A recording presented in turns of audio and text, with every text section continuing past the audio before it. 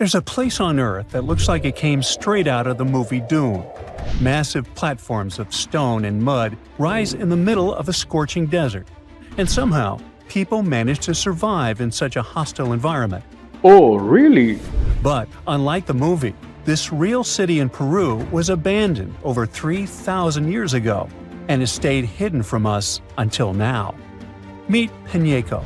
This lost city is located in the Huaura province, north of Lima.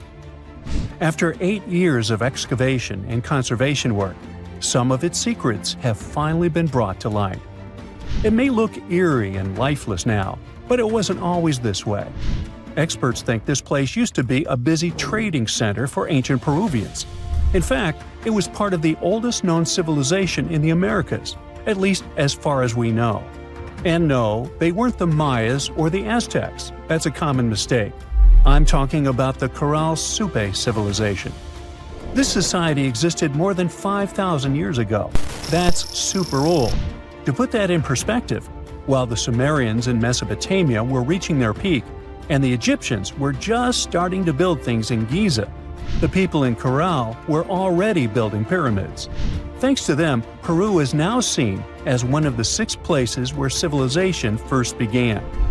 But unlike the objects we find from ancient Egypt or Mesopotamia, you won't see Caral artifacts in museums, at least not fancy vases covered in mysterious letters, since they didn't know pottery or writing. What they did know was how to build big.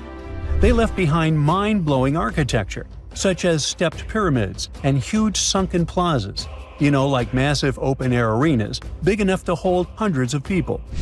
And it's not like they just had one pyramid here and a plaza there. No, as I said, they built big.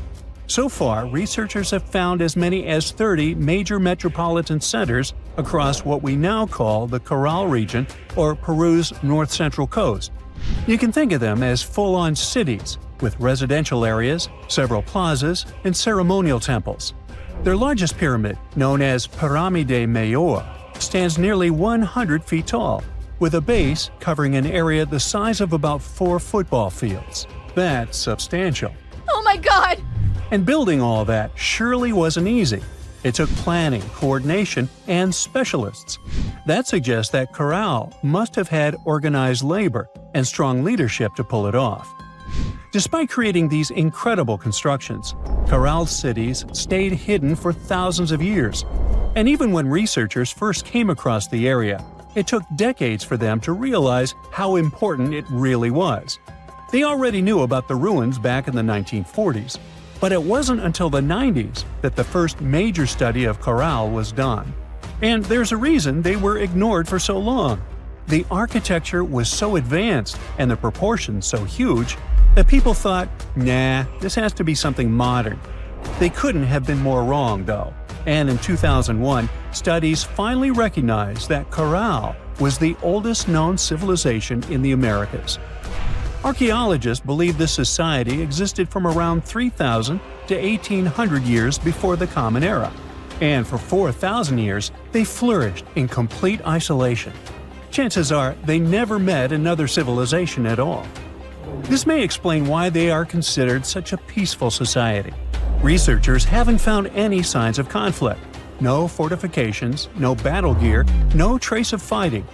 Instead, they seem more focused on commerce and, well, pleasure. Looks like they love music. In one of the temples, for example, archaeologists found 32 flutes made from bird bones. I wonder what that sounded like. Anyway, the Caral lived along 3 rivers, the Fortaleza, the Patavilca, and the Supe.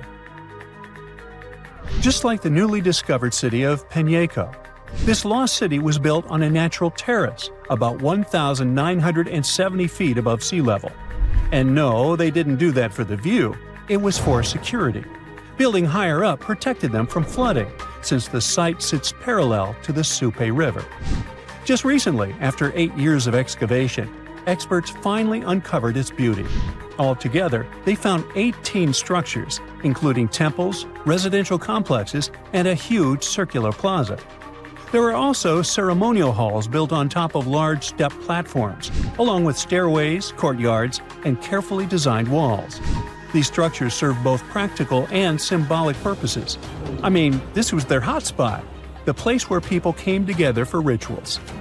Inside one of the structures, researchers uncovered remarkable finds, like sculptures molded in raw clay that portray human figures, animals, and ceremonial objects. They also dug up stone tools, such as grinders, crushers, and hammers. And remember I said they like music, right? Well, the team also found patutus there. That's like an old-school trumpet made of giant shells brought from the Pacific Ocean. Now, if you look at the map, one thing stands out. Piñeco is farther inland than other Caral cities we've discovered. And that's important. The city's location was completely strategic. And that's why it earned the nickname City of Social Integration. There's this theory that says Piñeco played a key role in trading hematite, a mineral used since ancient times to make red pigment. Back then, this was fancy stuff. Piñeco likely served as a hub linking the coastal and highland villages of Supe and Waura. Maybe they traded hematite for fish and shellfish from the coastal villagers. But now comes the big question. What happened to the people who lived there? Why was Piñeco completely abandoned after thousands of years? Well, that still remains a mystery. There are different theories about why the Caral Supe civilization disappeared and why their most important cities were left abandoned. One of them is the maritime hypothesis.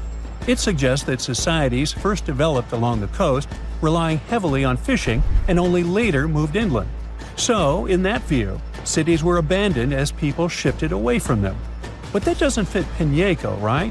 I mean, it's way too far inland to count as a seaside city. So it's hard to say what really happened. If you look at their main city, archaeologists haven't found any solid evidence of one big disaster. No massive earthquake, no huge flood, nothing like that. And the same goes with Piñeco. There's just no sign of a single event that suddenly wiped them out. The likely explanation is a shift in climate. A change in the weather could have caused long droughts that affected local farming. That would have forced people to abandon their cities, like what happened in northern Mesopotamia. Now, can we say that with absolute certainty? Honestly, no. It's much more likely that several distinct factors led to the decline of that society. They might have also faced some internal conflict, issues of leadership or organization, for example. But that's impossible to prove with archaeology alone. Either way, Piñeco is a huge discovery. It gives us new clues to better understand the crisis the Caral civilization faced before its collapse. But for now, many of their secrets are still waiting to be uncovered. And there's still so much for researchers to figure out about how this civilization was born and how it evolved over time. If you want to visit Piñeco, here's some good news. The site has recently been opened to the public. It's about a 4.5-hour drive from Lima, and you can get there either by a private vehicle or through tourist services. Yeah, it's not the easiest journey, but the breathtaking landscapes will make up for it. And if you don't have the time or the money to fly all the way to Peru, don't worry. If you know Spanish, you can explore a virtual museum dedicated to Caral. It features 10 thematic rooms designed to take you on a journey back to the origins of civilization. You'll find photos, videos, infographics. It's a whole immersive experience. Of course, it's not the same as standing on the site itself, but it still offers a fascinating glimpse into the world of the oldest known civilization in the Americas. Eridu, a megacity older than the first known civilization and older than the pyramids of Giza, was buried in the sands of the Mesopotamian desert for over 2,000 years. Now, scientists have made a discovery that changes what we know about the ancient city. They found over 4,000 canals around Eridu that brought water to more than 700 farms where people worked between the 6th and the early 1st millennium BCE.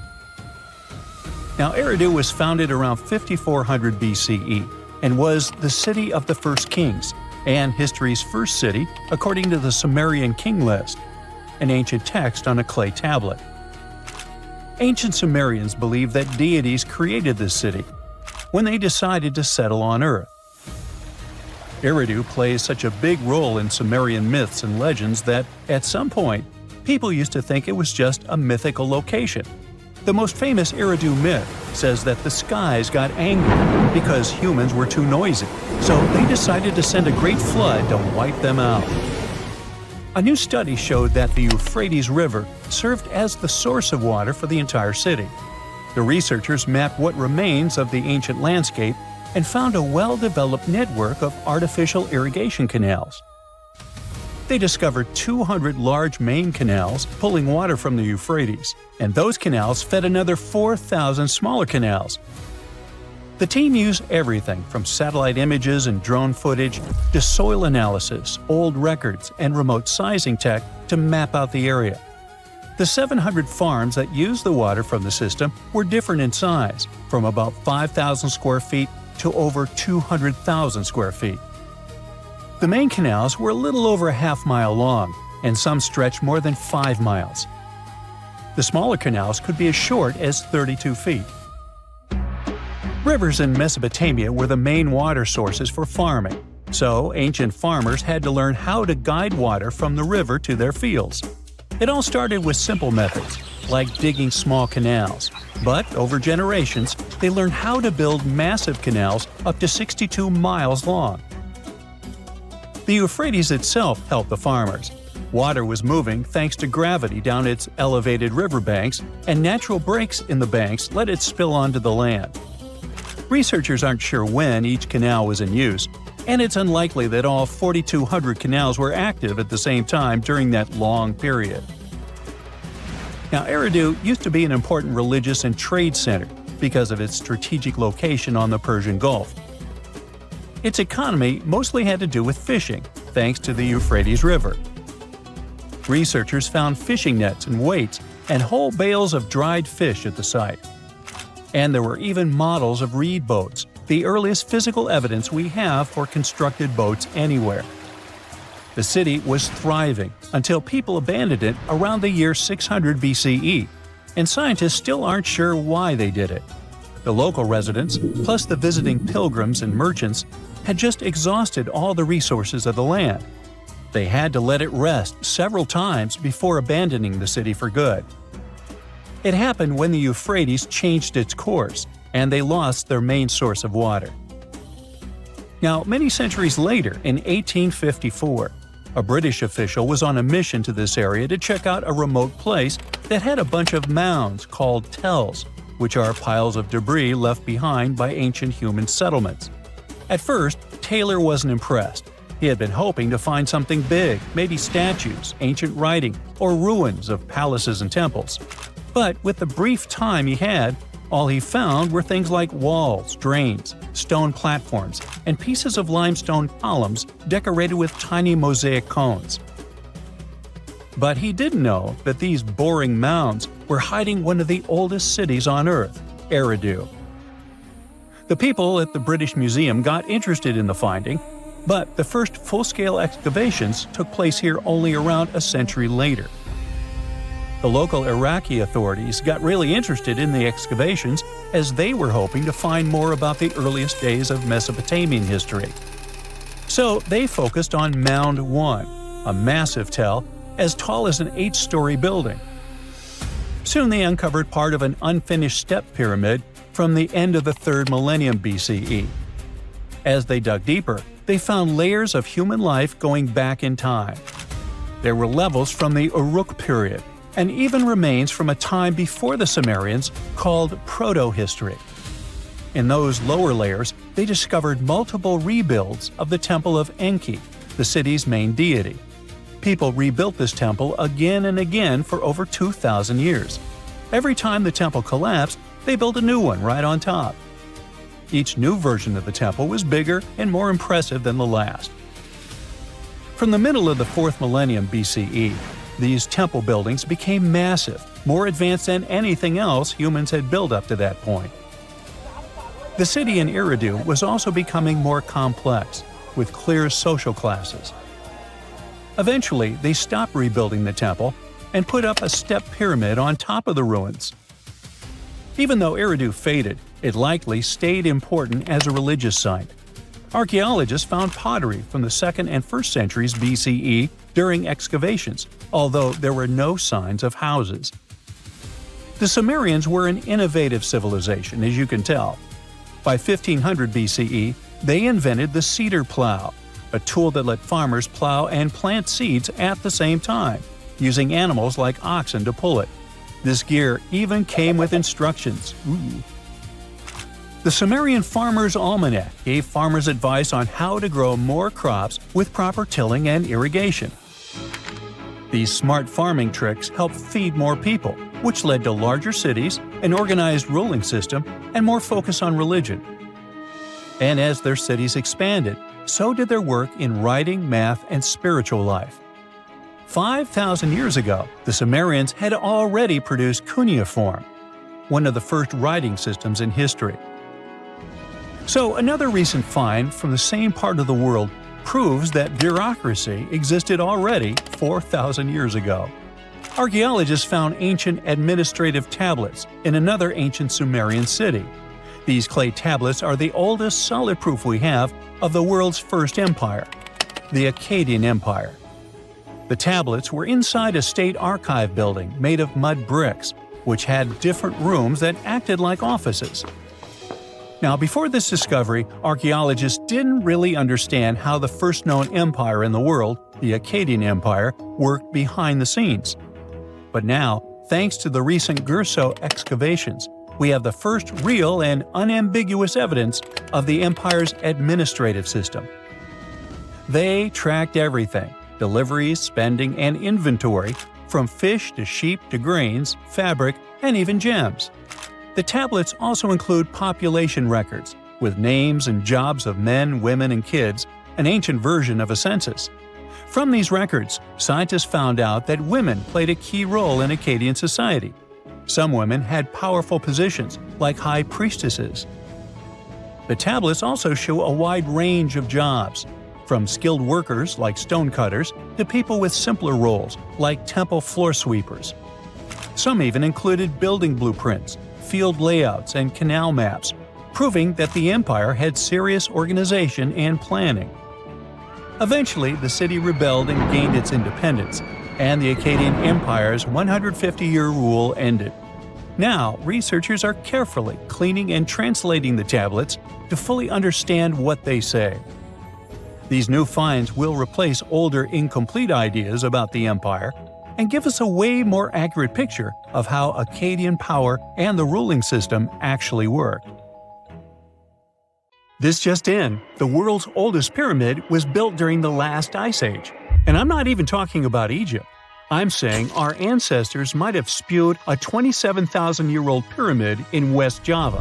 Gunung Padang is not exactly shouting pyramid. It's more of a mound with huge scattered stones tossed all over it. But local people seem to revere it, and they have for centuries. It wasn't until recently that the Indonesian authorities decided to excavate a bit deeper to see what all the fuss was about. They ended up finding the remains of a human settlement. It was rather unexpected, since the mound is pretty high up. This excavation could only prove there were humans in the area as far back as 45 BCE, which sounds reasonable. It was up to an Indonesian geologist named Donnie Hillman to prove that Gunung Padang is the world's first pyramid. He used all sorts of new technology to support his claim. Our guy used carbon dating, which digs deep into the earth and takes whole chunks of soil. He found layers and layers of constructions, like he was digging up Rome and finding ancient buildings buried in the ground. His research proved that there had been caverns and even rooms down there, which could only mean one thing: humans. As for the rocks located up in the mound, they were most likely strategically placed by the people who lived there back in the day. They needed a place to meditate, so they arranged things in a harmonious way. Their smooth surfaces wouldn't be the result of years of erosion, but the works of great sculptures, the Michelangelos of their day, let's say. If this is all for real, then human civilizations began way before we think they did. Our ancestors, the Paleolithic humans, didn't have what it took to be considered a civilization, especially not the tools and knowledge to build pyramids. They needed a lot of masonry skills, which weren't all that available during the last ice age. His peers don't share this view, though. They could believe Hillman's theory if he had found evidence such as charcoal and bone fragments, but he didn't.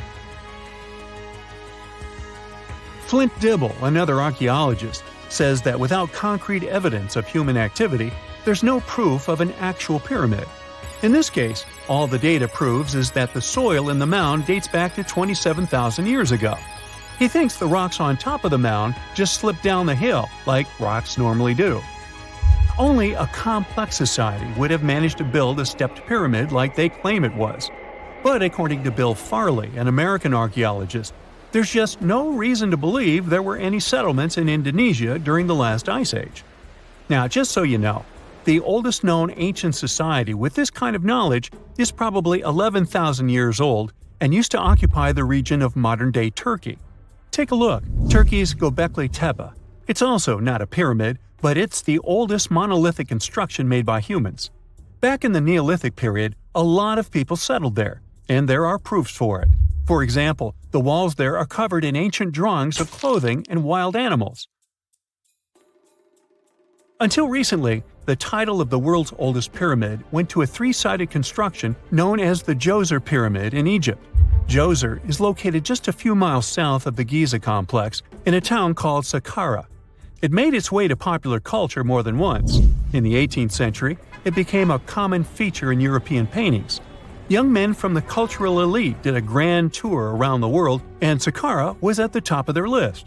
It was also featured in the video game Assassin's Creed, with a digital representation way more accurate than many historical drawings of the thing.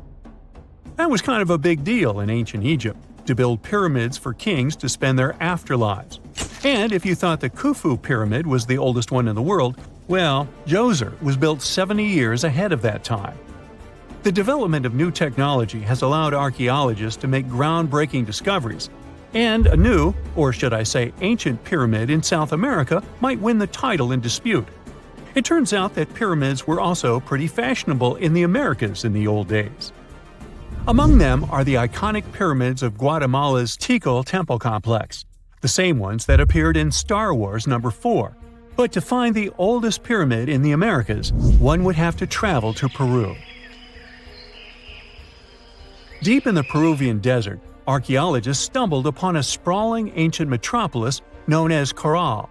At first, researchers believed that the settlement was pretty recent, since the site was way too complex for ancient technology to handle it. As we said, Caral is a desert town, like Las Vegas, but without all the hoopla. This means no easy access to water. And for cities like these to thrive, they need a considerable irrigation system, which leads us back to complex technologies. The Peruvians surprised us all with this new discovery. This site was huge, filled with an amphitheater, houses, and religious buildings. The whole thing probably sprawled through 370 acres. And when scientists went to test their initial hypothesis using radiocarbon dating, they found that the city probably sprung around 2027 BCE. On the site, archaeologists found 6 pyramids that could possibly predate the one in Saqqara. As far as they know, both civilizations coexisted in the same time period, in opposite parts of the world. But since researchers can't pinpoint the exact age of Caral's pyramids, it's pretty hard to guess which civilization completed their pyramid first. If only we had a crystal ball. Now, it just so happens that the shape of a pyramid is something that nature is able to produce all on its own, leaving us modern-day humans a bit confused. A classic example is the Japanese side of Yonaguni, which also goes by the name of Japan's Atlantis. The entire monument is about the size of 5 football fields and the height of a 5-story building. Explorers and scientists believe that Yonaguni dates back to 10,000 years ago. For Japan's top marine geologist, Professor Masaki Kimura, Yonaguni is the heritage of a lost civilization. Kimura has dived into exploring the ruins over 100 times over the past 10 years. To him, there are clear signs of human activity down there. Check out this triangular-shaped pool on the monument's surface. Kimura thinks it's actual proof of humans, because this triangle-shaped concave is a historical symbol of water fountains in the region. As it happens with a lot of these cases, not all scientists are convinced the same. For many, Yonaguni is probably the result of thousands of years of erosion. And the fact that the monument is composed of one massive rock leads them to believe it is not really human-made. Sure, these huge basalt columns may look like the ruins of a palace, but they're most likely the result of the intense volcanic activity in the region. And speaking of natural formations that really look like a human made it, a pyramid on Mars has been a hot topic lately. Humans have been keenly trying to prove that there is life on Mars for quite some time. But some are stretching it really far, saying that little green or gray people built a pyramid on the planet to try and build their own civilization. This picture was taken over a decade ago by the Mars Reconnaissance Orbiter, the MRO, but it started to resurface recently. It shows what looks like a three-sided pyramid. Some people claim that the smooth side of the pyramid could only be the effect of otherworldly work. Then science comes along and explains that Mars is home to one of the deepest canyon systems in the whole solar system. The so-called pyramid is located in what is known as the Kandor-Chasma region. This Martian region has a bunch of similar formations that are nothing more than the result of erosion. Nothing supernatural going on there, apparently. About 14,000 years ago, some super-skilled builders from another planet landed on Earth. Their mission was to help build a massive stone complex with perfectly interlocking blocks. They used some advanced technology, centuries ahead of their time, and once the job was done, they disappeared without a trace. This is not a sci-fi plot, but one of the theories trying to explain the mystery of Puma Punku. Scientists don't officially accept it, but they still don't know for sure how, when, and who built this impressive construction. Puma Punku is part of the ancient city of Tiwanaku, near Lake Titicaca in Bolivia. Tiwanaku is an important place in Inca traditions. They believed it to be the place where the world was created. Historians believe Puma Punku was built around 536 AD. The first Europeans discovered it in the middle of the 16th century. At the heart of Puma Punku, there is a huge, terraced platform filled with massive stone blocks, some as big as a school bus. The largest one weighs a jaw-dropping 131 tons. That's heavier than 20 elephants. Even the smaller rocks are as big as a couch.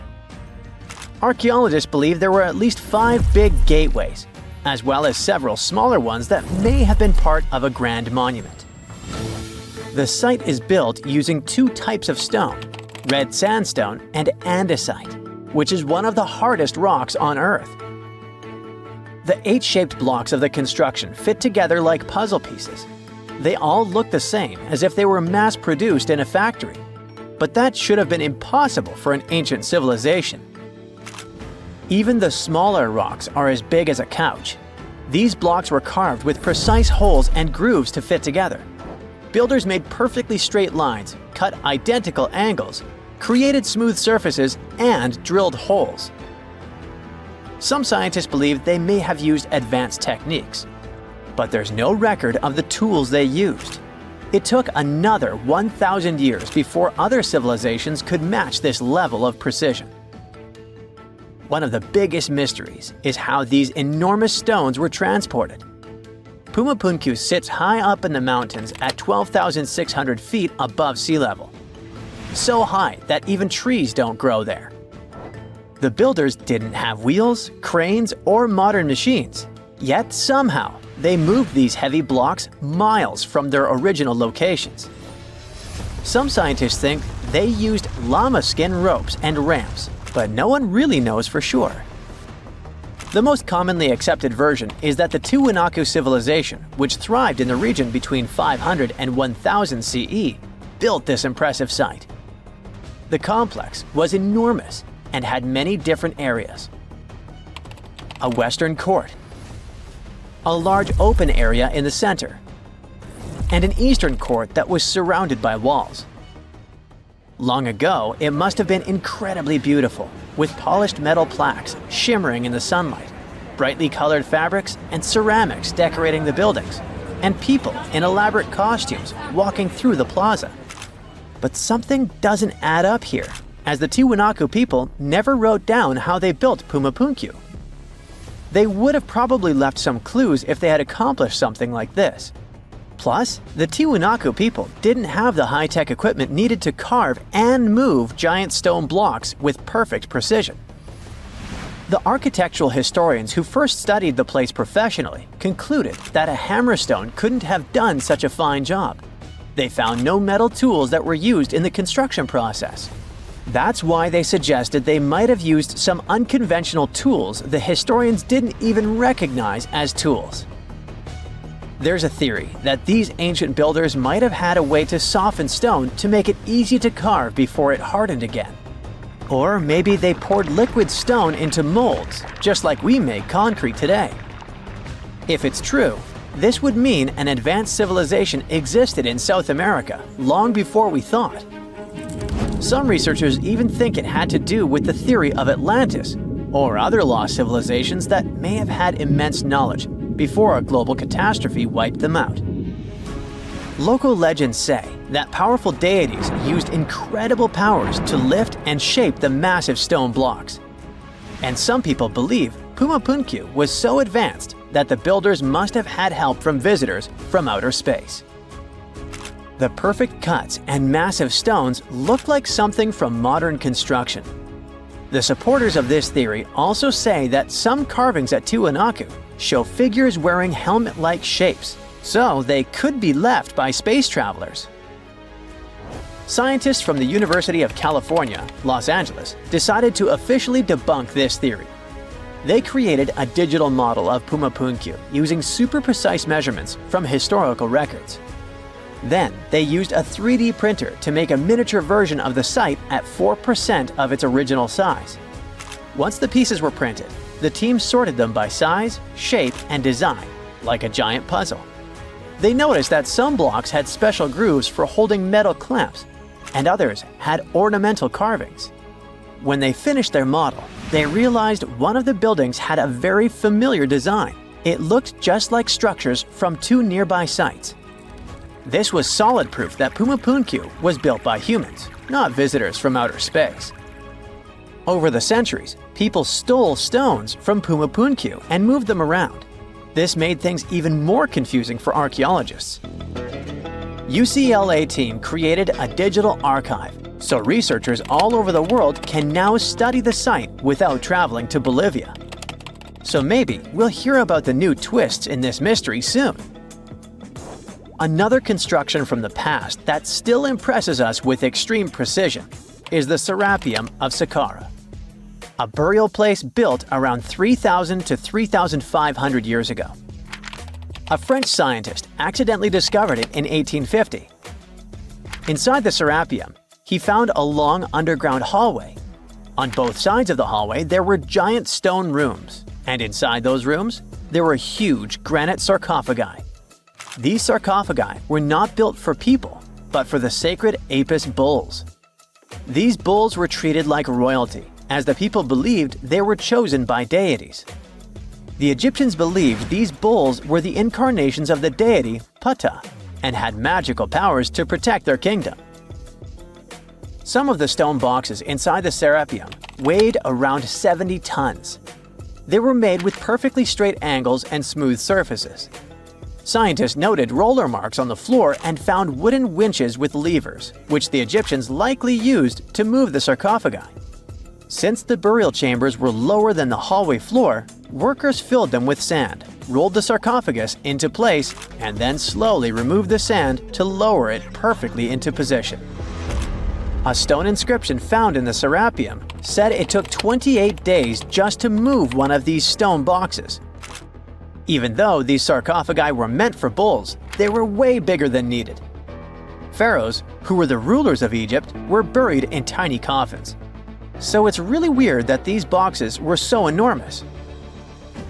Another question is why they used granite, which is so hard to carve, instead of limestone. Some people believe the stone boxes weren't just tombs. They might have been ancient energy generators. The Egyptians knew about fermentation. If someone placed food or meat inside a perfectly sealed granite box and let fermentation happen, pressure would build up inside. Granite contains quartz, a special crystal that creates electricity when squeezed. As pressure increased, the box's lid could pop open, releasing gas. Ancient drawings found in the Serapeum show stones stacked on top of the boxes, which might have been used to make the lids even heavier and help produce more electricity. Thousands of years later, when explorers opened these boxes, they only found bull bones, maybe because all the organic material had disappeared over time. Scientists still aren't sure if the massive stone boxes were actually ancient energy systems, so the mystery lives on. At some point in its long and very interesting history, our dear planet Earth was sort of snoozing, just doing its planetary thing, spinning around the sun. And then, bam, life starts getting fancy. Plants and animals start strutting their stuff, showing off their complexity. Fast forward a bit, about 65 million years ago to be exact, and a cosmic disaster strikes, or at least that's what we presume. An asteroid probably smashed into Earth, wiping out the dinosaurs and other big animals. We can't pinpoint specifics about the asteroid, but we do know that it was extremely large and it crashed into our precious planet, creating a dusty mess that settled everywhere. You can still find remnants of that dust layer in sedimentary rocks today.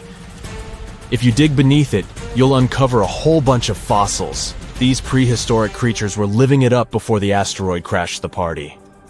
Think of it as the planet going on a cleaning spree, leaving a bunch of empty spaces waiting to be filled. And guess who took the opportunity? Mammals! These furry little critters were the ones to rise to fame. But why is it that this disaster became such a great opportunity for mammals? It's pretty simple, actually. With no big bullies around, they grew, multiplied, and had a population expanse.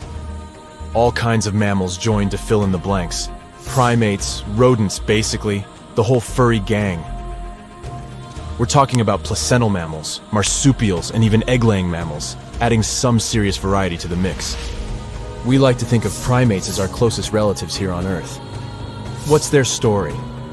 Well, around 63 million years ago, just a couple of million years after the dinosaurs' final dance, the primates decided it was time for a family reunion. They split into two groups, the dry-nosed primates, who became the cool monkeys and apes we know today, and the wet-nosed primates, who went off to become lemurs and aye-ayes, hey-hays. The fun didn't stop there. About 58 million years ago, the dry-nosed primates began their own little mission. One special guest called the tarsier, arrived on the scene, featuring big eyes that were perfect for late-night shenanigans. This tarsier took a different path from its primate relatives, embracing its unique niche and evolving separately. To this day, the tarsier is the only primate that feeds exclusively on meat. These little guys have a taste for insects, small birds, rodents, and even lizards. But that's not all that makes them unique. Their eyes are twice the size of their brains. Also, their heads can do a full 180-degree spin, just like an owl. Because of their features, the tarsiers are the true kings and queens of the night. With their superpower of ultrasonic tracking, they can spot their prey instantly. Plus, their legs and feet are like springs ready to launch them into action. They've got this special ankle bone called the tarsus, which gives them those epic leaping skills. Hence the name, if you were wondering. But let's leave these little critters to rest and get back to our story, shall we? About 55 million years ago, the Earth cranked up the heat, literally. This sudden hot pod was a bit too much for many deep ocean dwellers and plants to handle, and they bid their farewells. But hey, every goodbye is an opportunity for something new, right? The oceanic mammals known as cetaceans, saw their chance and took it. They splashed into those empty niches, becoming the rulers of the sea. In this category of creatures, you can find the blue whale and the dolphin. A special primate guest made an appearance around 47 million years ago. Scientists now affectionately call the fossil of such a creature Ida. This little wonder caused quite a stir. Initially hailed as the missing link in human evolution. But here's the hilarious part. It turned out Ida was not one of us dry-nosed primates, but a cheeky wet-nosed one. Moving forward to 40 million years ago. This is when another big event happened in the primate world. The New World monkeys, our distant cousins, decided to take a different path and branch off from our lineage of Old World monkeys. They packed their bags and set off to conquer South America, where they're still living it up today. What's the difference between the two, you might ask? Well, one crucial thing that sets them apart is the fact that the Old World monkeys had nostrils that pointed downwards. Around 25 million years ago, another troop of apes entered the scene, and these guys had something special: the lack of a tail. These unique creatures would go on to become our closest relatives. We're talking apes and great apes, the cool gang who share a whole lot of genetic similarities with us. The first ape to break free from the monkey madness was the gibbon. About 18 million years ago is when this little acrobat swung into the picture. A few million years later, the great apes made their grand entrance too. Orangutans were the pioneers, venturing into the wilds of southern Asia. We're getting closer and closer to the present. It was 7 million years ago when the great apes took a major fork in the evolutionary road. One path led to our ancestors, the future Homo sapiens, and the other path led to chimpanzees and bonobos. These two primate branches remained united for a few million years before finally going their separate ways. 5.6 million years ago, a game-changing ape called Ardipithecus made its way into our evolutionary history. It had a special talent, bipedalism. That's right, this was one of the first apes to walk on 2 feet, probably making its primate buddies raise an eyebrow or two. The real showstoppers, however, arrived around 4 million years ago, the Australopithecus crew. These were the earliest members of the Hominina hominina subtribe, our tribe. What made them so special? Well, probably the fact that they brought some serious tools to the game. Stone tools, to be precise. It seems that at some point in their evolution, these clever primates started using stones to make their lives easier. Now here comes a crucial turning point in our story. About 2 million years ago, our ancestors faced a food shortage. Survival of the fittest was the name of the game, and 2 strategies emerged. Group 1 went for stronger jaws, allowing them to chomp on tough foods like nuts. Group 2 had a different idea. They opted for weaker jaws, but bigger brains. They wanted access to a wider range of food options. Obviously, the bigger-brained group took the prize. And here's where our gang comes into play. Around 2.5 million years ago, a type of primate also known as handyman made its mark on history. These clever beings had larger brains and knew how to put those neurons to good use. About 1.9 million years ago, a new star emerged, Homo erectus. These creatures not only walked upright, but also had brains that were almost twice the size of the handyman's. They took the world by surprise, becoming the first of our direct ancestors to venture out of the African continent. They even knew how to tame fire. Approximately 700,000 years ago, the world witnessed a culinary revolution. The earliest evidence of cooking appeared. And around 500,000 years ago, our ancestors decided it was time to become a bit more fashionable, donning the first evidence of clothing. Our very own species came to be just 300,000 years ago. Told you we were late to the party. But the world was never the same after the appearance of Homo sapiens, the anatomically modern humans. Alongside our other relatives, we emerged, ready to conquer the world with our innovative minds and complex societies. The exact path of our evolution remains a bit of a mystery. But what we do know for sure is that Neanderthals joined the party around at some point too. As Homo sapiens flourished, so did our capacity for language. Modern speech is believed to have emerged almost hand in hand with our species. We started expressing ourselves, sharing stories, and shaping the world with our words. So, there you have it. It took 13.8 billion years of cosmic history for humans to make their entrance. Think about it. 99.998% of the time since the Big Bang, we weren't even around. Our species, Homo sapiens, is the toddler of the Earth's family, existing for just the tiniest fraction of the universe's timeline. Yet, in this blink of an eye, we've managed to unravel the entire story that led to our existence. The story won't end with us. It's an ongoing saga, still being written with every passing moment. Strange and amazing items are discovered often, but figuring out what our ancestors were up to is pretty tough. Especially when all you have are just some rusty cups and cave drawings. It's no surprise that even the experts in lab coats sometimes make mistakes. But it's not just about dusty plates and huge stones. Sometimes there's even humans with large heads. So grab your digging tools and let's travel back to ancient times to explore incredible societies that even scientists can't fully explain. Sardinia may look idyllic now, but I'm not gonna lie, I wouldn't fancy visiting it 3,000 years ago. Rumor has it, terrible giants roamed around this island back then. People even talk about finding human skeletons over 13 feet tall there, although nobody's ever shown anything to prove it. But the stories will make you wonder because some weird stuff has definitely happened. In 1974, over 5,000 pieces of broken stone artifacts were found in a part of the island called Monte Prama, but instead of being displayed in a museum, they were locked up in an underground vault for about 30 years. Sounds a bit suspicious, doesn't it? When they were finally displaced in 2005, scientists put the pieces together to find statues of 38 giant men standing 8 feet tall. Not quite as tall as the legendary skeletons, but still pretty huge.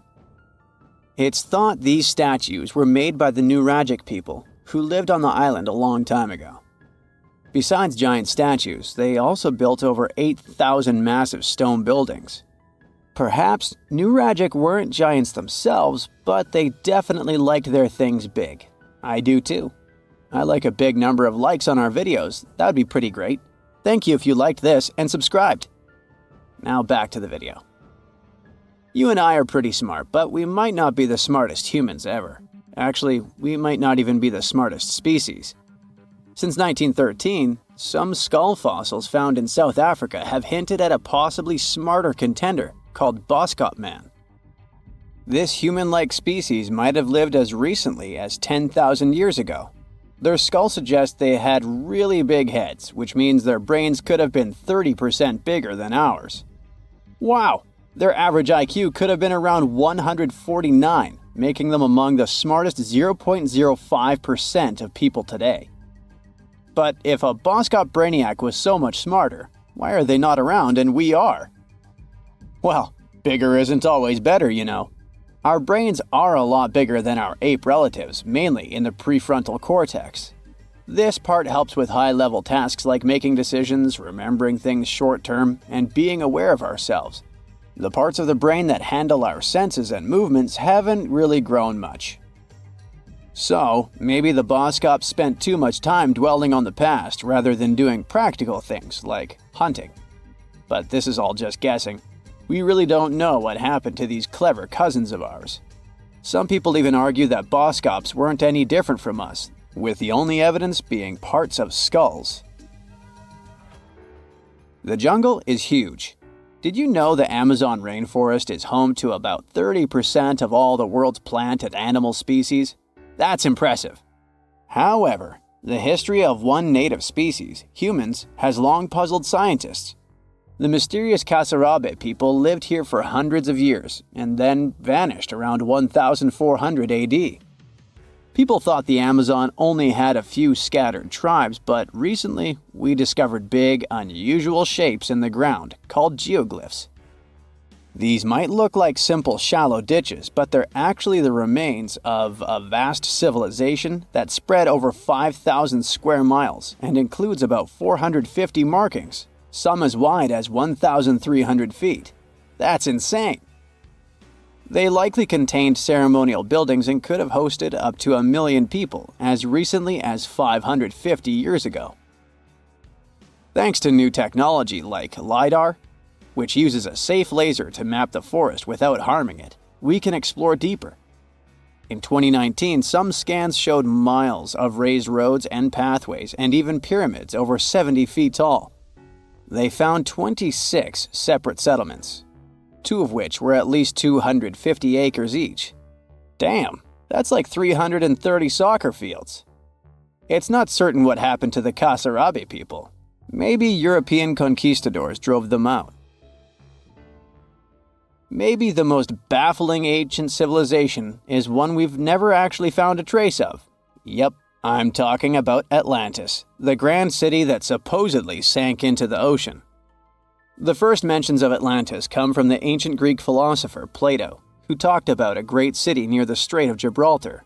But for ages, everyone just thought Plato made up Atlantis as a perfect version of his own Athens. So why, about 12,000 years after it supposedly vanished, do we still wonder if it might be real? Well, in the 19th century, U.S. Congressman Ignatius Donnelly wrote a book giving 13 reasons why he thought Atlantis was more than just a myth. Then, in 1965, some folks thought they actually found Atlantis when they discovered the Richat structure, a massive 25-mile-wide dome in Mauritania, Africa. It's so big that you can see the whole thing from space.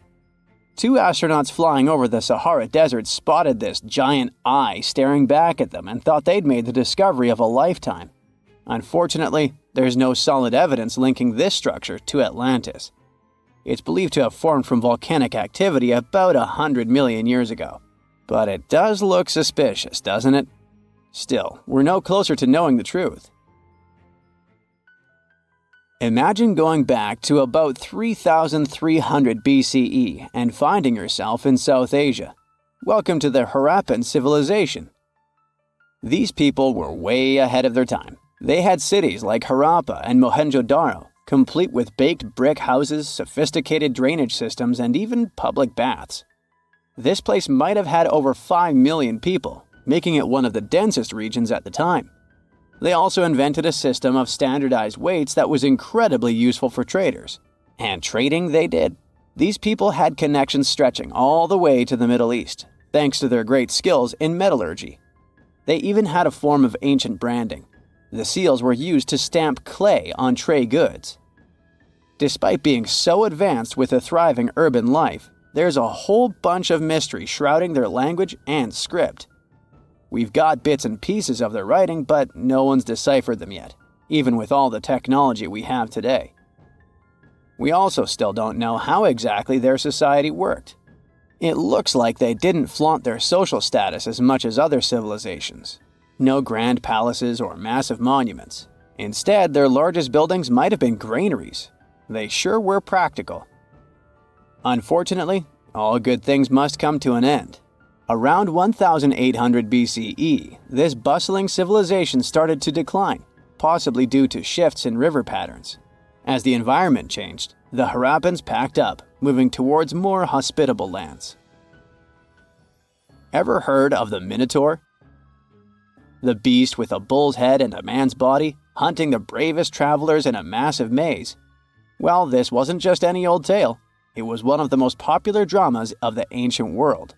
And it was inspired by this place, the island of Crete. The Minoans lived here during the Bronze Age. They had stunning palaces, amazing frescoes, and a culture so rich it still fascinates historians to this day. They built places like Knossos, which was so complex with its multi-story buildings and elaborate hallways that it might have inspired the whole labyrinth myth. Their engineering was so ahead of its time that even their drainage systems were more advanced than what many of us have today. Let me know in the comments which of these stories you find the most fascinating, and thanks for watching. Imagine you get to be an archaeologist for the day. You'll travel the world to solve the mystery of long-lost civilizations that disappeared without a trace. Grab your chisel and fedora, and let's go. You arrive at the American Southwest, where an ancient mystery is waiting to be solved. You make your way to Chaco Canyon, just outside of Albuquerque, New Mexico.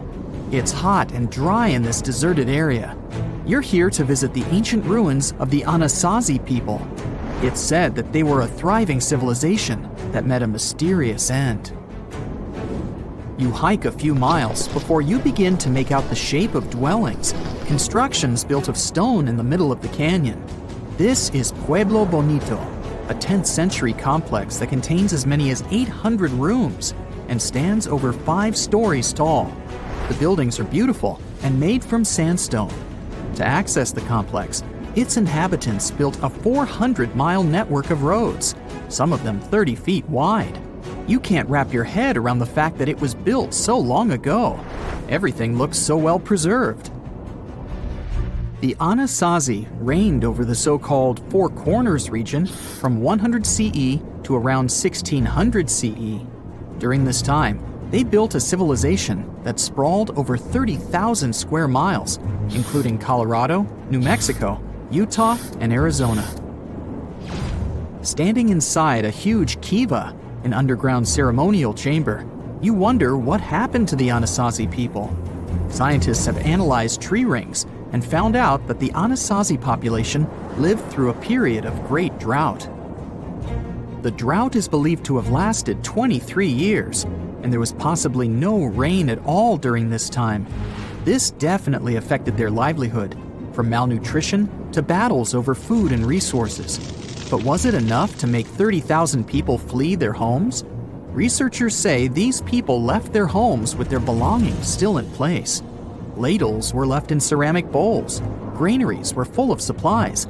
It was as if they intended to return, but never had the chance to come back.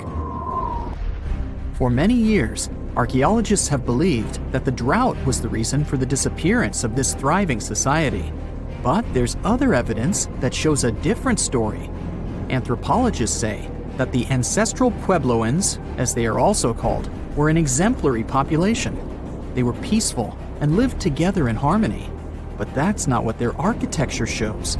They isolated themselves from the rest of the world by building their settlements so high on top of cliffs. And they built walls and other security structures in order to protect themselves. What were they so afraid of? Recently, archaeologists began to study bone fossils of the ancestral Puebloans, and they found evidence that suggests that toward the end of their civilization, things might have gotten pretty bad. Evidence shows that local leaders were ruling using fear-based methods.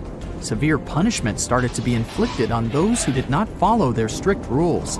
Why this happened is still a mystery, and you might need many other excavation trips to find out the truth. It's lucky that your next destination is really close by. Still in New Mexico, you'll visit the Blackwater Draw. It's a national prehistoric site that holds the story of the Clovis people. You're shocked to find out that the Clovis are possibly the oldest humans to have inhabited the U.S. They were the first humans to allegedly cross the Bering Strait and follow the ice-free trails down to the U.S.'s southern plains.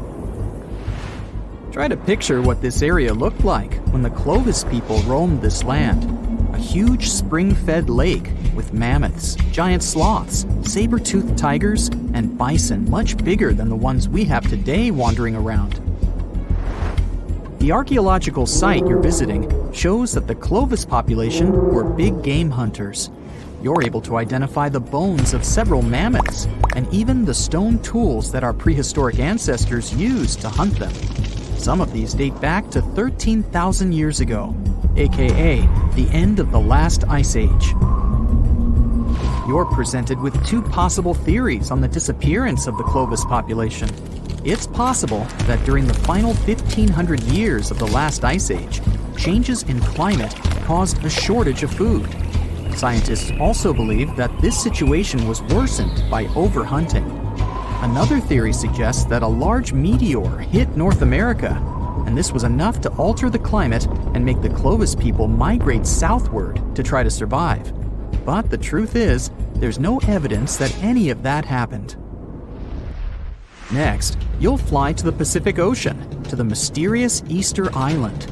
This place has left us with many questions, from the building of 13-foot-high face statues to the sudden disappearance of the Rapa Nui people who inhabited the area. You approach the island at Anakina. a white sandy beach on the island's northern shore. Researchers believe this area was one of the first settlements of the Rapa Nui. You could say you're standing at the end of the world, as you're over 3,000 miles away from South America and 1,000 miles away from the nearest island. Around 800 CE, when the first humans arrived, the island was an oasis. Today, the area is mostly deserted. You get your first clue on the fall of the Rapa Nui from an excavation pit you open at the beach. There's clear evidence of human presence: charcoal, tools, and bones, some of them belonging to rats. Bingo! When humans arrived at Easter Island, they brought along rodent companions. They probably didn't know this at the time, but these rodents would contribute largely to their demise. Rats love palm trees, which helped to deforest the natural vegetation of the island gradually over the years. But there's another clue. Looking into genetic data, you discover that South Americans came into contact with the Rapa Nui around 1722. What might have happened to this population is the same that happened to other more isolated groups. The contact with foreign groups brought about diseases that possibly led to the end of the Rapa Nui. To finish off your trip, you're headed to Cambodia. The country was once home to the great Khmer Empire from the 9th century CE to the 15th century CE. The ruins of this place are magnificent. Your main excavation site is the Plains of Angkor, built alongside the Mekong River. This huge site was the most important Khmer city at the time. Just FYI, Angkor actually means capital city in the Khmer language. The Khmer were able to build a huge network of roads connecting Angkor with the rest of the empire. And it's believed that up to 1 million people were spread throughout the Khmer Empire at its peak days. It was the largest pre-industrial city in the entire world.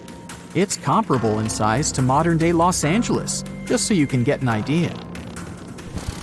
The Khmers were also master builders and engineers. They managed to build a complex irrigation system that helped their rice farming through the centuries. And to connect their cities, they built almost 500 miles of intricate highways and bridges. Oh, and not to mention the complex architecture of their religious buildings, such as Angkor Wat, one of today's most visited tourist sites in Cambodia. It took over 30 years to build, and it spreads over almost 500 acres. Back in the day, its towers were probably decorated with gold. But today, the site is a maze of vine-covered temples. Like your fellow researchers that came here before you, you're unsure of what caused this civilization to be wiped off the map. One possible guess has to do with the climate in the region.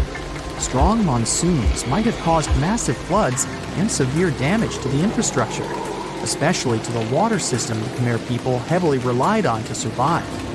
But another reason could have been regional conflict and immigration. Toward the end of the 15th century, the empire started to decline in numbers, and this could have weakened its strong power. You might not go home with many answers, but you've certainly learned a lot, huh? Before we get into the reason why and how there are pyramids all around the world, let's talk about some of the examples. I'll start with the Pyramid of the Sun in Mexico. These folks really knew how to build a city. Their well-planned urban center spanned over 7 square miles and boasted several pyramids. But the Pyramid of the Sun is the most impressive.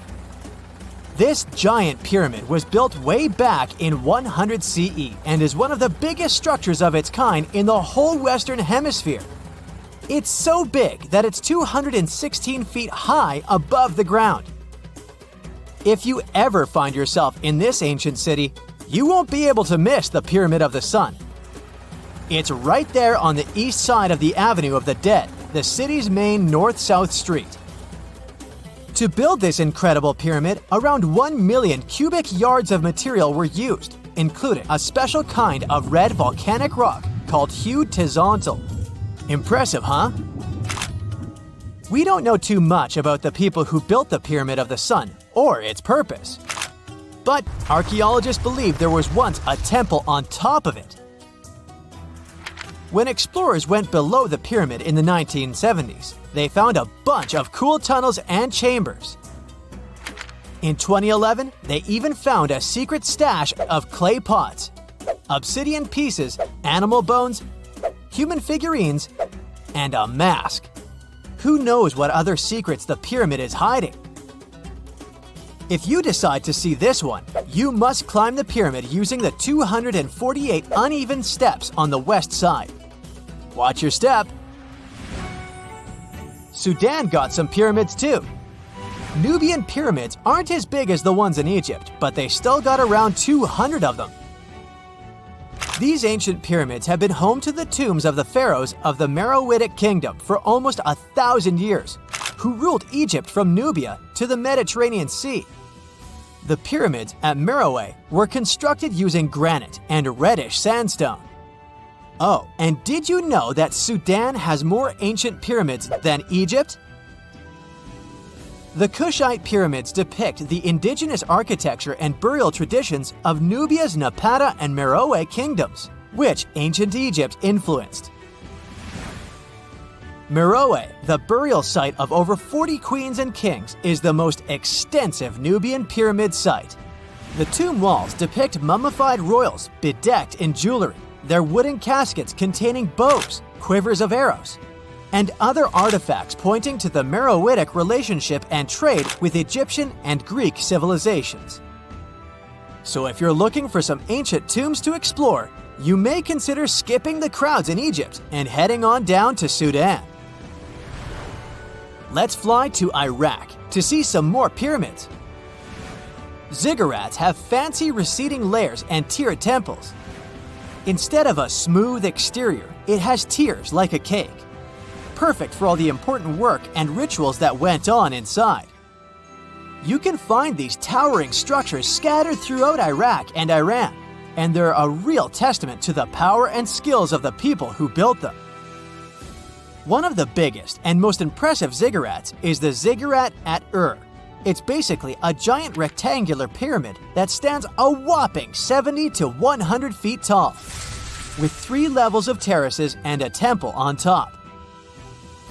Can you imagine how many baked bricks it took to build that thing? Try 720,000 for just the lower portion. This particular ziggurat was built for Sumerian king Ur-Nammu. Similar to other ones, this pyramid has been around for thousands of years, so it got a little rough around the edges. Thankfully, the Babylonian king Nebuchadnezzar II and some archaeologists came to the rescue in the 6th and 20th centuries respectively. And now, you can find this near Talil Air Base.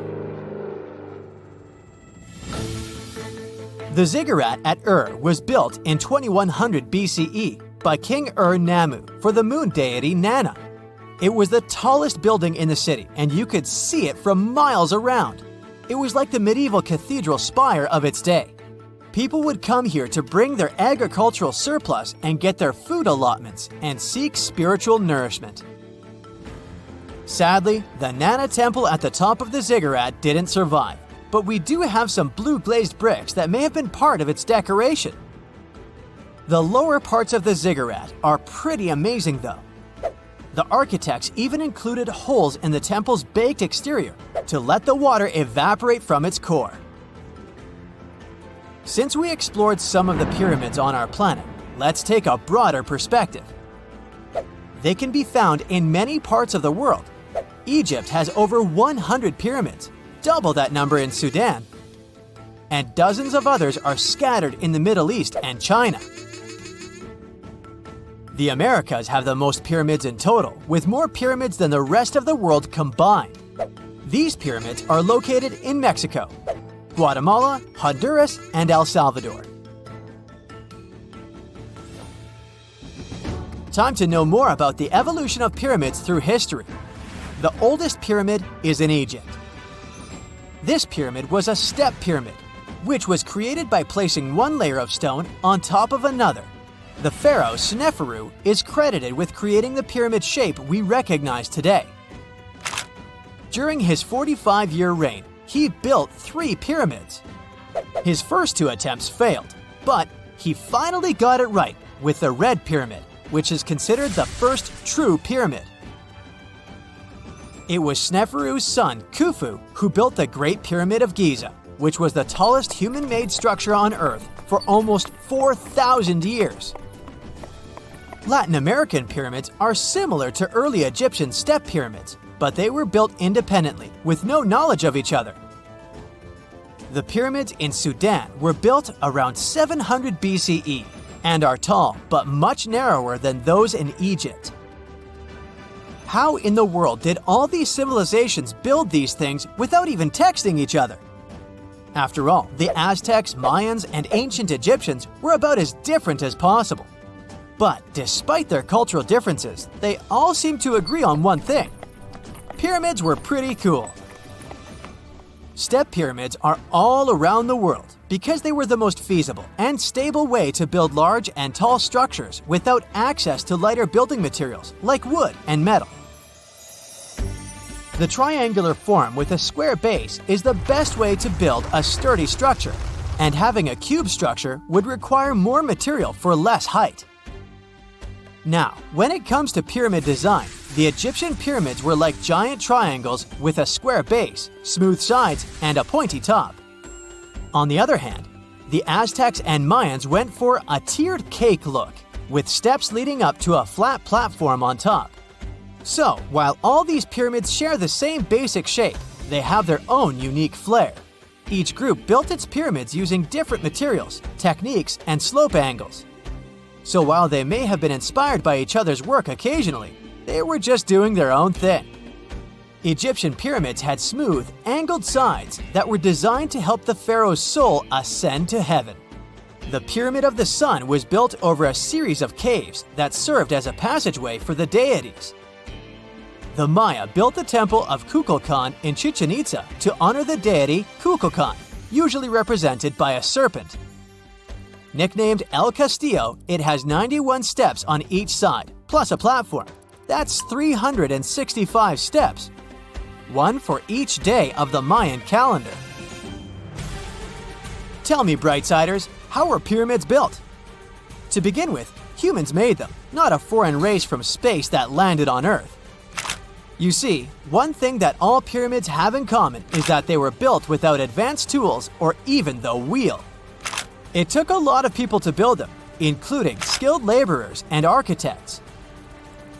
For example, it's estimated that 20,000 people built the Great Pyramid of Giza, and it's believed that most of them were skilled laborers. Building pyramids was a massive undertaking that required years of planning and effort. The Great Pyramid at Cholula, Mexico, took 600 years to complete. It's the first day of your long-awaited trip to the Amazon forest. You flew all the way to South America. More specifically, you landed in the city of Manaus. It's the heart of the Brazilian Amazon. So far, you've traveled by air, car, and now water. You are on a tiny boat moving through the dark waters of the Amazon River. Yes, the river is also called the Amazon. And just FYI, it's the second longest river in the world. It loses only to the Nile River in Egypt. The Amazon sprawls for an impressive 2,700 square miles, beginning in Peru and ending only when it meets the Atlantic Ocean off the coast of Brazil. To get a closer look at the forest, you decide to start by exploring it by boat. First up, you watch some piranha fishing. You can even try to catch one yourself if you like. As you may know, piranhas are carnivorous fish that inhabit the Amazon River, so it might not be your best option to go swimming in these waters. One of the most emblematic species of alligators present in the Amazon River basin is the broad-snouted caiman. It looks pretty much like a regular alligator, except for the fact that it has a yellow chin. Your guide leaves the boat and searches the water to show you a caiman up close. He also tells you of another legendary creature that lives in the dark waters of the river, the pink dolphin. Lucky you get to witness a family of pink dolphins showing their fins near your boat. They look magical from the place where you're sitting. You've probably never known dolphins can be pink, huh? After a few mesmerizing moments, you discover that the dolphin's pink color is nothing but an illusion. The animals are originally pinkish-gray, but due to the brown colors of the Amazon River, they look vivid pink when you stare at them from above. Your guide tells you that the pink dolphin is a central character of Brazilian folklore. Locals believe that the pink dolphins can turn into humans and wander off into towns at night. You get off your boat near one of the entrances to the forest. Now you're going to continue your trip on foot. Your guide says that you are venturing into very dangerous terrain. The Amazon is home to some of the creepiest species of wildlife on the globe, but don't worry, we'll get to see a lot of them today. You've come prepared, of course. Bug spray, a raincoat, and your sharp eyes. Inside the jungle, you need to be alert at all times. You may have heard legends of the anaconda, a snake that can swallow animals as big as a cow in one go. Sorry to break it to you, but those are not just legends. Reptiles like these do actually exist. They live deep in the jungle. Is it right there, moving between the trees? Is it a spider? The so-called Goliath bird-eater is a monster spider. Its legs can grow up to a foot in length, and the spider itself can weigh around 6 ounces. It's also known as the king of tarantulas. You shouldn't get too close, of course. It's not venomous to humans, but its bite can surely sting. As its name suggests, the Goliath bird-eater can even eat birds, as long as they are smaller than it is. Up next, you run into another species of spider that draws your attention. This one is so tiny that you almost don't see it. It's known by the popular name of the decoy spider. You see one of its creations, a gigantic spider built by the tiny Cyclosis spider in order to scare off large predators. This is as amazing as it is creepy. A spider that uses the remains of other insects and dry leaves to create the image of a large spider on its web. If it fools predators, perfect! But to us humans, this work of art looks almost endearing. Who knew there were artists in the arachnid world? Near a small lake, you witness a unique scene. A large snake is slowly slithering its way toward a lizard that is resting on a rock.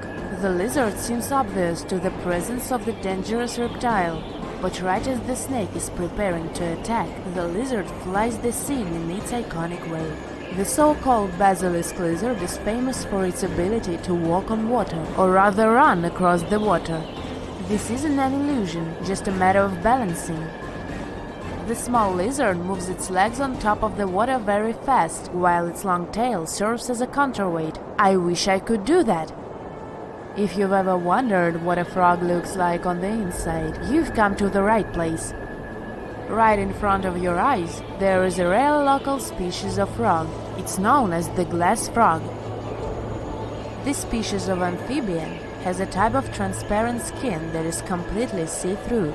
In other words, you can see the frog's interior with astounding clarity. It's as if you had X-ray vision. Moving on with your journey, soon you come across a pond. Floating on its water is probably the biggest water lily you've ever seen in your life. These huge plants are also known as the Victoria Amazonica.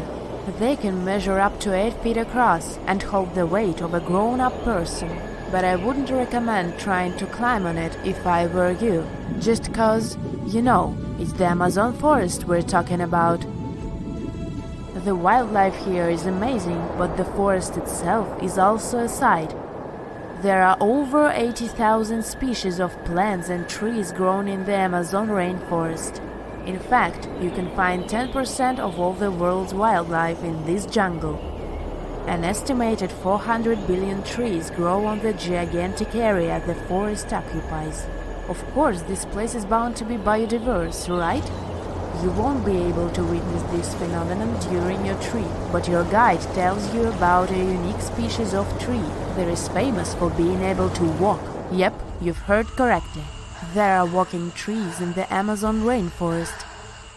They don't have legs or anything like that, but they do move around in search of better lighting conditions. The Amazon canopy is so thick that only 1% of sunlight can reach the forest floor. Because of this, some trees end up getting less sunlight than others. The so-called walking palm trees seem to be adapted to this situation. They grow new roots, which helps them move for 1 to 2 inches per day. They can walk up to 65 feet per year. Maybe that's what inspired John Ronald Reuel Tolkien to create ants, huh? Those are pretty similar tree beings that roam freely around the world. I kid you not, it's not only wildlife that inhabits the Amazon. Actually, over 30 million people live in the forest. And there are also ancient settlements that scientists believe to have been thriving there. And I'm not talking about El Dorado, that's just a myth. But in 2018, a groundbreaking study showed that up to 1 million people probably inhabited the Amazon, between 1250 and 1500 CE. Can you imagine that? Working alongside local indigenous people, researchers from the University of Florida found several mounds in the Amazon. Besides these mounds, they also discovered interesting ditches and geoglyphs. After mapping all of these recurring mounds, scientists understood that this was a sign of an ancient settlement. They found remnants of carefully designed walls centered around plazas. This could only mean that these ancient cities were big and could host hundreds of thousands of people. These findings brought back the idea that the Amazon could have been home to thriving civilizations way before the Europeans arrived there. But rather than cities drenched in gold, they were simply well-developed agricultural societies. The unanswered mysteries surrounding ancient civilizations have been a source of inspiration for many conspiracy theorists. In fact, some of these mysteries are so interesting that many of us either already believe them or would like to. One thing is for sure though, none of those thousands of conspiracy theories have ever been, classified. Or have they? We're all aware that the CIA has done some questionable things throughout history for the sake of national security, but you wouldn't expect a book to be both a national and international threat. The CIA recently declassified parts of a book that talks about lost ancient civilizations and the catastrophic events that made them vanish thousands of years ago. This mysterious book was written in 1963 by a guy named Chan Thomas, and it was going to be published by Emerson House in 1965 until the CIA got involved. For some mysterious reason, they classified the book, and it was never released to the public until recently. But here's where it gets interesting. The book was declassified in 2013 due to the Freedom of Information Act, but it wasn't released to the public until 2016. And what was released truly raises a few questions. The original version of this document was 284 pages long, but the PDF essay that was released was heavily censored, with just 57 pages, which makes it 1/5 of the whole document. The pages were edited before they were released to the public in such a way that you wouldn't even notice that the other pages were missing. Now, no one really knows why this book was classified in the first place, but it has some interesting content from what I've gathered. The author of the book had quite the imagination and a huge love for ancient civilizations. And even though what he had to say is very thought-provoking, some of it is just bizarre. He believes that our planet is locked into a never-ending cycle of pole shifts and Earth crust displacements that are responsible for the mass extinctions of many civilizations which existed more than 6,000 years ago, even before the Sumerians. He believed that these events caused more damage to the Earth than meteors, and he bases this theory on a few artifacts that exist around the world, but weren't really noticed until recently. But I'll get into that in a bit. Those mass extinctions that the book talks about include the end of the Ice Age, when huge 2-mile-thick ice sheets disappeared from northern Europe, Northern America, and Canada, and caused 100 species to go extinct. And here's how the author illustrates his hypothesis. He believes that there was a geomagnetic pole shift which cause catastrophic changes to both the atmosphere and the Earth's crust, resulting in the extinction of many civilizations over time. Now, even though the geomagnetic pole shift is a real thing, it doesn't just happen overnight. It happens really slowly, only about every few 100,000 years, according to scientists. But it's a bit more complicated than it sounds. It is a well-known fact that the North Pole is somewhere above Alaska, and the South Pole is close to the middle of Antarctica. Now, these are the geographic poles, and they'll always be north and south. However, the Earth's magnetic poles flipped a few 100,000 years ago. So if you had a compass, let's say 700,000 years ago, it would instead point south and show you the Antarctic. But the author of the book has a different theory. He believed that the flip of the north and south magnetic poles doesn't happen every few 100,000 years, but every 12,000 years, and that this flip occurs in just a few hours, causing a catastrophic apocalypse. He thinks this happens as a result of an explosion inside the Earth's core. This explosion causes the magnetic poles to flip, but it also causes the Earth's crust to move. According to the book, due to these catastrophic events, a lot of the Earth's continents that were submerged underwater rose above sea level in just a few hours. Now, here's where it gets interesting. The author also states that the Peruvian Andes were beneath the ocean before the last pole shift. And even though it seems far-fetched, since the Andes are approximately 22,000 feet above sea level, there was evidence to support that claim in the late 80s. Scientists found whale bones and fossils that are said to be millions of years old on top of the Andes and the Himalayan mountains. It's also suggested in the book that the deep freeze the Earth went through during the Younger Dryas event caused the Gulf Stream to be disrupted, and he points to some interesting evidence to support that theory. Frozen mammoths were found trapped in blocks of ice with food still in their mouths. Now, this is a true mystery, because freezing cold weather is in their nature, and they were among the few animals that could truly survive in the Ice Age. So, what could have caused them to freeze so quickly? Kinda makes you go, doesn't it? The document describes the Great Pyramid of Giza as a true enigma as well. The Pyramid of Giza is made out of 2.5 million stone blocks that are placed on top of each other with great precision. It's close to 750 feet wide and more than 450 feet high. To this day, we're still not able to explain how it was constructed, and it's quite difficult to understand the internal design as well. On the inside, the pyramid has no similarities to the other pyramids, and, despite popular belief, there were no mummies found in any of them. If you think that's a bit weird, wait for the next one. There are absolutely no hieroglyphs found in any of the pyramids, and that goes both ways. What do I mean? There are also no pyramids, or anything that resembles a pyramid, in any hieroglyphs either. Mr. Thomas believes that the pyramids were created hundreds of thousands of years before the Egyptians by a civilization that went extinct. Speaking of civilizations, in his book he even mentions the Greeks. He claims that in Greece, there was another ancient race of people that went extinct as well. He claims they were extremely tall with blue eyes and blonde hair, and had access to advanced technology that the Greeks couldn't have known about in their prime. Now, before we drift too far away from the stone blocks, let's talk about another mystery, the temple in Baalbek, Lebanon, and its ginormous foundation blocks. Those stones, which make up the Heliopolis, were also used for the temple in Rome. The foundations of the temples are made of 900-ton trilithon stones, and according to the author, this is proof that there must have been a lost ancient civilization with advanced technology. Now, most archaeologists claim that those stones were made by the Romans. However, there's no evidence to support that.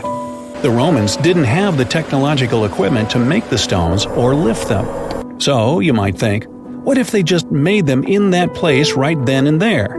Well, those stones were also lifted 30 feet high and were placed next to each other with mathematical precision. And let's not forget about the blocks on top of the Heliopolis in Lebanon, which weigh about 800 tons each. But wait till you hear the next one. The Romans don't even credit themselves for these stones. They claim that they built up the sides, but they don't take credit for the extraordinarily large and heavy foundation stones. The author also makes an interesting point about the distance between the Roman capital and Baalbek in Lebanon. Why would the Romans build the world's largest monolithic stones in such a remote area, and so far away from their capital, and never take credit for it? Well, folks, it's a mystery to me. Now, let's move on to the most intriguing enigma, Easter Island, which is located in the middle of the Pacific Ocean, or nowhere, if you will. The author questions how people found it or even settled in such a remote island that long ago. One of the signifiers of Easter Island are the Moai statues, and the mystery surrounding who they depict and why. What's an even bigger question is how they were created, moved, and positioned in the places they were found. According to this declassified document, Easter Island was part of the now lost continent named Mu, and it was sunk in the Pacific Ocean in a disastrous cataclysm that happened during one of those pole shifts. The continent of Mu, according to the book, was as big as South America, and what we now call Easter Island is just what's left of that continent. The author also believes that this is what happened with the lost city of Atlantis as well. Plato is even quoted about this, saying that the whole city of Atlantis sunk miles beneath the waves within just a day. Even though the whole story sounds very intriguing and makes some interesting points, we know that, scientifically speaking, a cataclysmic pole shift causing entire civilizations to go extinct isn't possible.